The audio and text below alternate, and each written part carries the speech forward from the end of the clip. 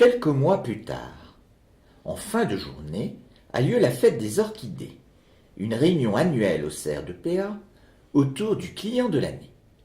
Cette année, un peu par souci d'apaisement, c'est Gilles Grognon qui a reçu cette distinction.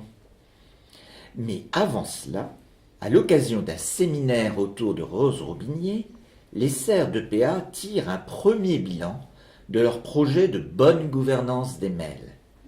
Chacun présente les acquis et les perspectives. C'est l'heure d'un premier bilan de notre réorganisation en matière de messagerie électronique. Cette série de dysfonctionnements a failli nous coûter cher et je tenais particulièrement tous à vous remercier de vos efforts et de votre attitude responsable dans l'entreprise. Pour ma part, le MOOC Mail m'a appris que la maîtrise du mail n'est pas une affaire de technologie, mais c'est bien une affaire de management. Je vous propose qu'on fasse un tour de table. Le petit guide « Bien utiliser la messagerie au CER » a été diffusé à tous les services. Il fait partie du kit pour les nouveaux embauchés et les stagiaires.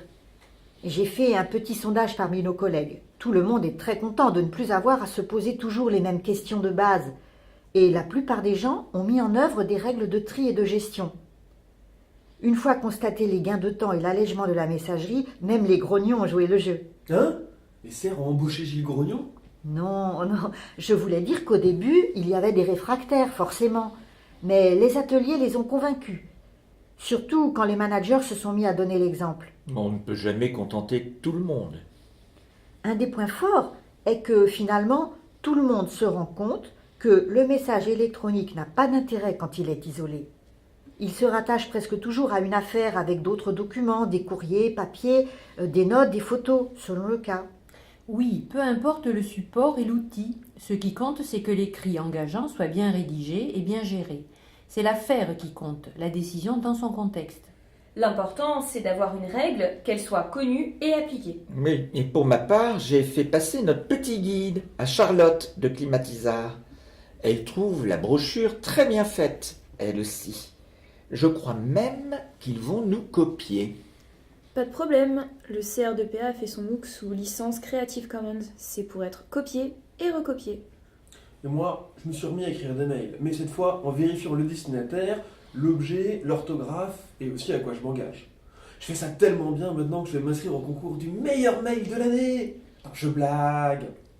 En tout cas, je fais vraiment attention à ne pas mélanger les mails pro et les mails perso. La réglementation évolue assez vite sur la question des données personnelles. Il y a ce nouveau droit à la déconnexion, mais notre expérience collective a bien mis en évidence que c'est beaucoup une question de responsabilité individuelle. Et c'est vrai qu'une fois qu'on y réfléchit bien, produire un mail précis et efficace, ça devient une seconde nature. Les guides de l'ANSSI ont beaucoup aidé aussi à améliorer les pratiques des représentants des CER en voyage, et de tous ceux qui reçoivent des liens ou des pièces jointes bizarres.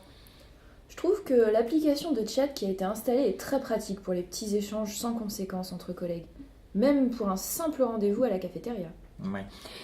Ce serait bien quand même qu'on puisse avoir un jour la possibilité d'échanger des messages avec les équipes et les fournisseurs dans l'outil de production. Cela faciliterait la création des échanges directement au bon endroit et du coup, l'archivage des bons courriers dans les bons dossiers serait automatique. Eh bien Didier, c'est prévu, et ça éliminerait encore des doublons. Mais déjà, on voit aussi une amélioration dans le système d'information.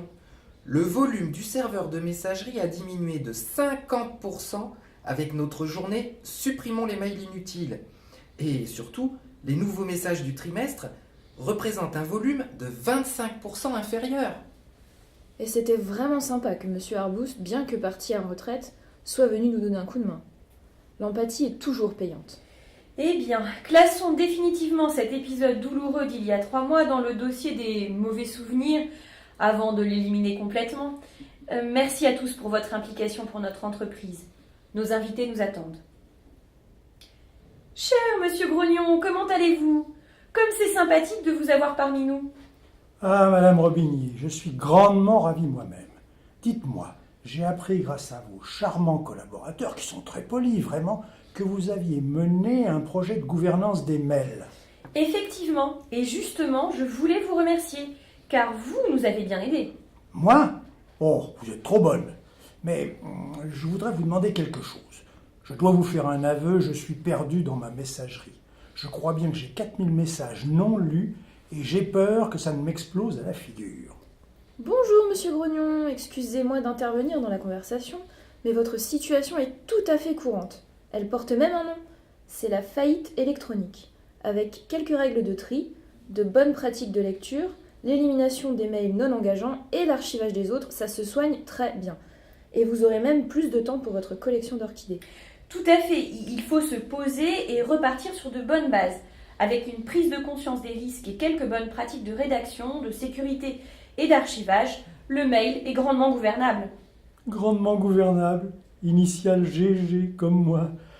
Ouf, je me sens zen maintenant. Confidence pour confidence, cher monsieur. Je me sens très zen aussi après ces événements. Eh bien, nos invités sont arrivés. Et c'est vous qui êtes à l'honneur aujourd'hui. Et vous le valez bien. Je vais faire un discours. S'il vous plaît, votre discours, vous pourrez me l'envoyer par mail.